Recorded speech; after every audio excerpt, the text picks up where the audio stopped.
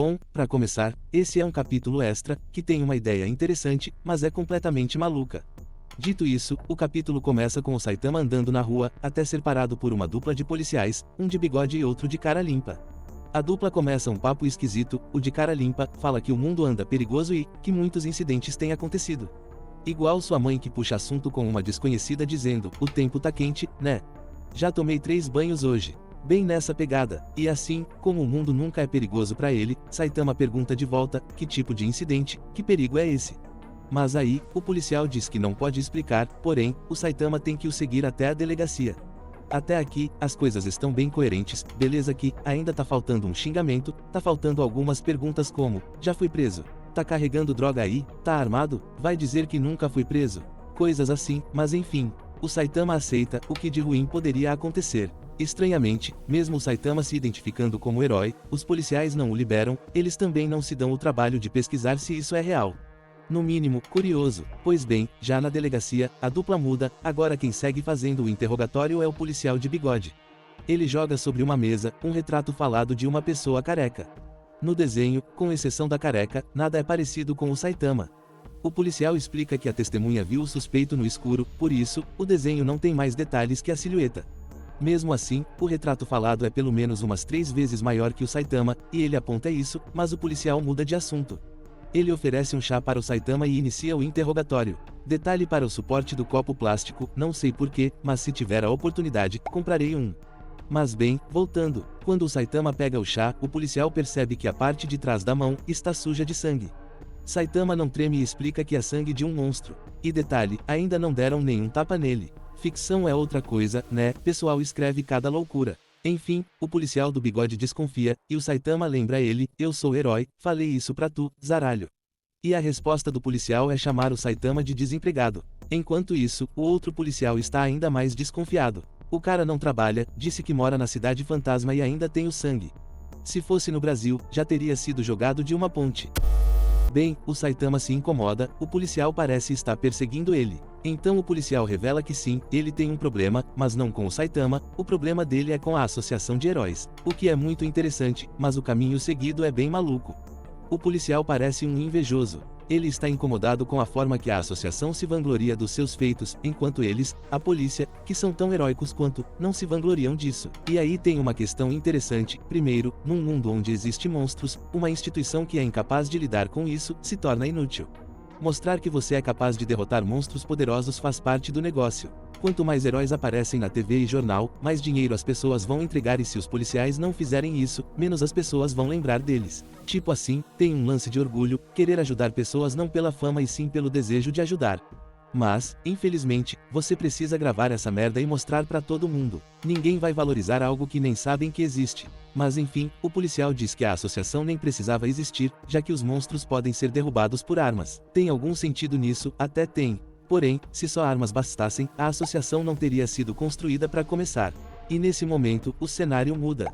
Vamos até a base da Associação de Heróis na Cidade Z, onde uma dupla conversa sobre o aumento dos casos envolvendo ataques a policiais. No controle das coisas tem um maluco de cara esticada e tapa-olho no olho esquerdo. No tapa-olho tem uma estrela. Além disso, tenho quase certeza que já vi esse cara em algum lugar. Bem, de qualquer forma, esse cara parece saber de alguma coisa. E ele tem uma cara de babaca. Mas enfim, voltamos para a delegacia, onde o policial do bigode oferece um miojo para o Saitama.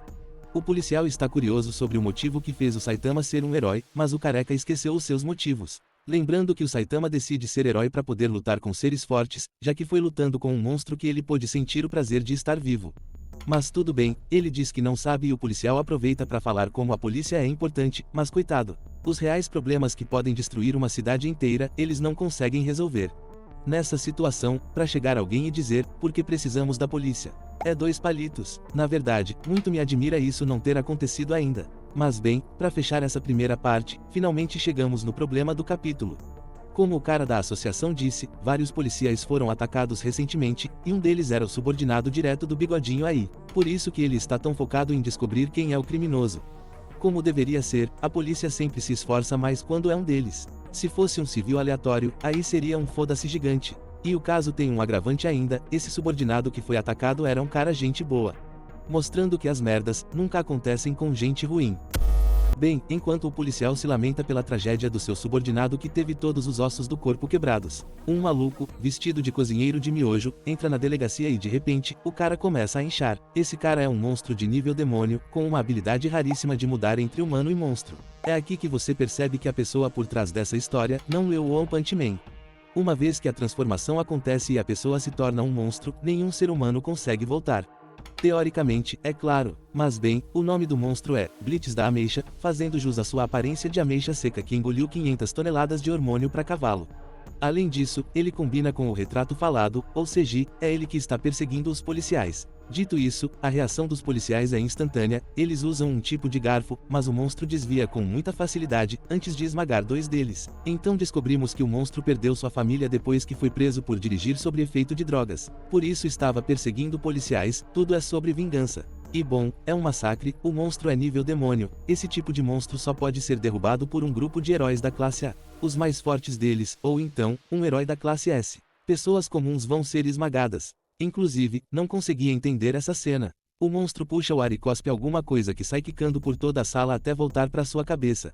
Bom, pelo sorriso na cena final, vou supor que ele cuspiu a dentadura. Bem, enquanto a confusão acontece no andar de baixo, um oficial sobe e avisa ao cara do bigode, que é o delegado, o chefe da porra toda. Certo, ele manda o Saitama não se mover antes de aprender o porquê existe a associação de heróis. As armas comuns da polícia não podem ferir o monstro.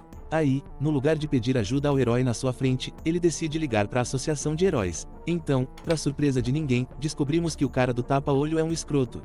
Ele aceita ajudar, mas só se o delegado implorar.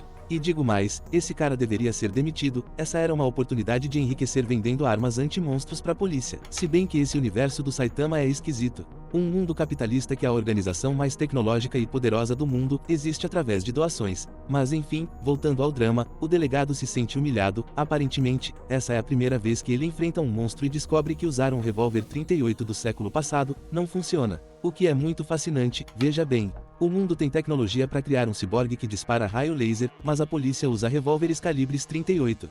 Bem, o delegado não tinha o que fazer e iria implorar, mas do nada, o Saitama toma o celular e o destrói no processo. Ele sentiu empatia pelo delegado, mas sua ação deixou todo mundo chocado. Entretanto, o Saitama se explica ao dizer, nem a polícia e muito menos os heróis, fazem o seu trabalho, porque alguém diz, eu imploro. Depois ele diz que vai resolver isso, será como um pagamento para o miojo que o delegado deu. Então, a segunda parte termina com o Saitama que desce e encara o monstro que pergunta, quem vem lá?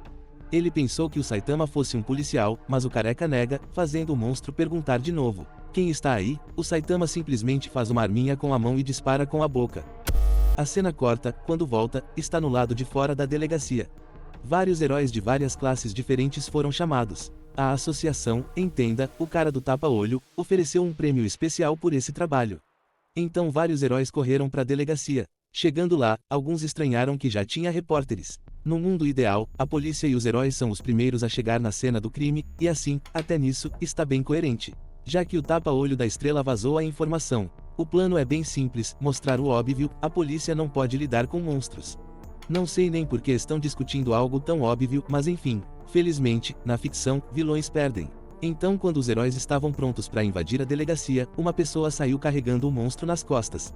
Alguém com uma mancha de sangue atrás da mão, joga o corpo no chão. Todo mundo fica chocado ao perceber que aquilo é o monstro, derrotado com um único golpe no coração. A pessoa está vestida com as roupas de um oficial, mas não diz nada, isso porque, ela é o Saitama disfarçado. Inclusive, o Saitama ficou mais alto usando essa roupa, né? Deve ser por isso que mulheres gostam de fardas, será? Enfim, em silêncio o Saitama estava, em silêncio ele sai e vai embora. O delegado fica com vergonha quando descobre, já que o Saitama não quis a fama que, na visão dele, todo herói quer. E quando um oficial pergunta quem era aquela pessoa, o delegado começa dizendo que é um desempregado, sem endereço válido, mas se corrige e diz, ele é um herói. Mal sabe ele que, o Saitama não é um herói de verdade. Ele tem o jeitinho, mas não é. E outra, hoje a delegacia se safou, mas até quando isso vai durar, né? Bom, é aqui que termina o vídeo. Espero que tenha gostado, mas se não gostou, aprenda a gostar. Você chegou até aqui, um abraço e até a próxima.